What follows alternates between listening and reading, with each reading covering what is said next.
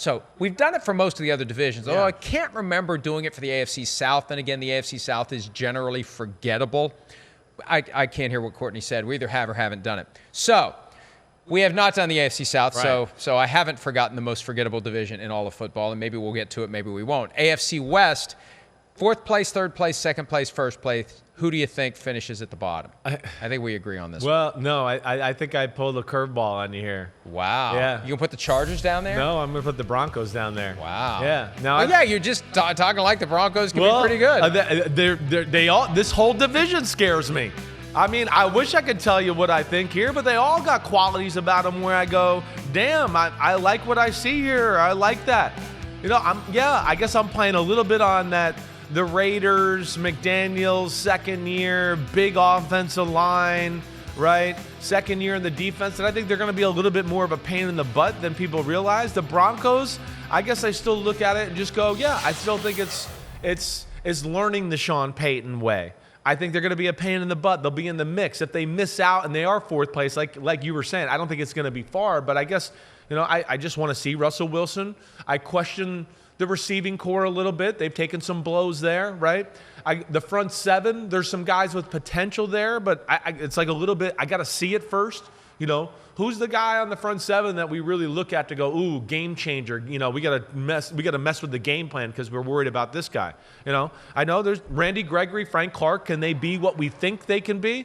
Yeah, again, I go back to the word potential with Denver. I don't know what to quite make with them. Vance Joseph, I have a lot of respect for him on that defensive side of the ball too, but I guess I just wonder if they have enough difference makers on the roster to kind of get it done. I'm putting the Raiders in 4th because I just don't think they have the players yet. Yeah, and look, this is a common question. problem for the coaches and the executives who leave the Bill Belichick nest. Even if they say, we're going to do things differently, we're going to be our own people, we're not going to be little mini Belichicks. Yeah. They don't realize that after you are around him for that long, you become They're already like a mini him. Belichick. You're right. already him. Yeah. You've picked it up by osmosis. What is normal to you is Belichickian to the rest of us. Right. And it happened to Matt Patricia in Detroit. Now, I know the fact that the Lions are turning it around is making Patricia more of a, see what a joke that was. The problem is you're bringing a guy in who's doing it the Belichick way with a team that wasn't. And there's a culture shock there. Oop, there's that word again. But there's a culture shock there right. when the Belichick people come in and start disrespecting players. That may be the root of what's happened with Chandler Jones. He feels disrespected by these guys who are acting toward him the way Bill Belichick acts toward players. There's a distance. There's an aloofness. There's, hey, we got to cut this guy at some point. I don't want to like him. I don't want that to influence my assessment of his overall abilities. I got to know when to pull the Band-Aid off of this one and move on to the next one. So that takes time. And what you ultimately need is to cycle out the players who can't deal with that because they're used to a different culture and bring in new players who can deal with it. Yeah. Your players. Right. Patriots players. Sure. That's the way. And so, I don't think Mark Davis is going to be impatient. I don't think he was impatient with John Gruden. I think John Gruden would still be the coach despite the fact that the team stunk under John Gruden. He wasn't going to fire John Gruden. And Mark Davis, I think, will hang with this because he knows it takes time.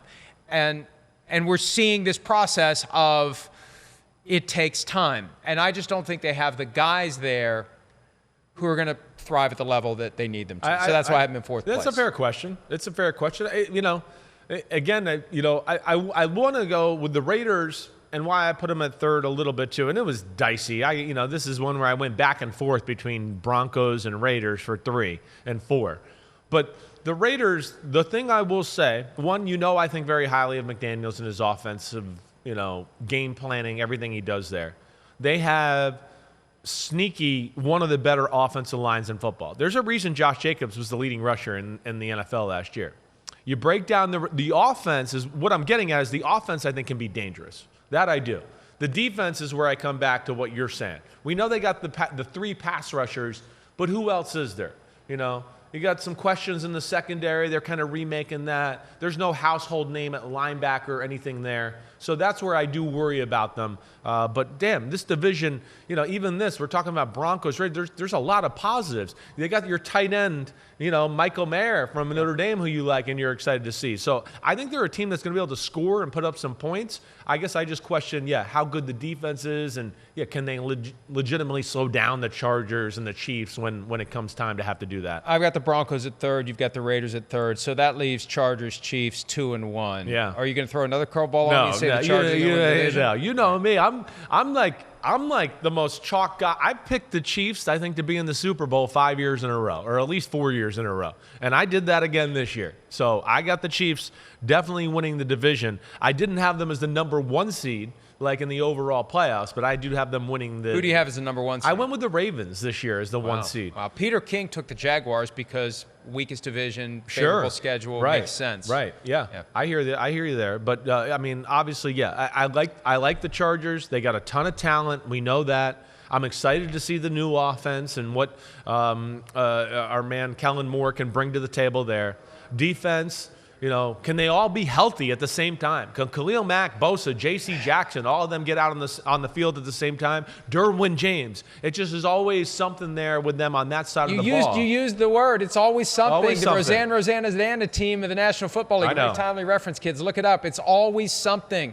And I see people who should know better buying into the Charger hype.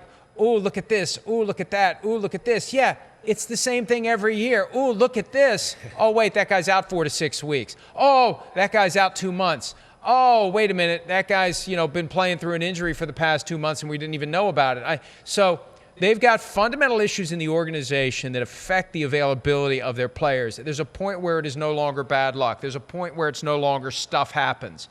There's something there, and I don't know how much they're trying to get to the bottom of it. And I still submit to you, Chris, there is a ton of pressure on Kellen Moore because he's the guy that's either going to save Brandon Staley or not.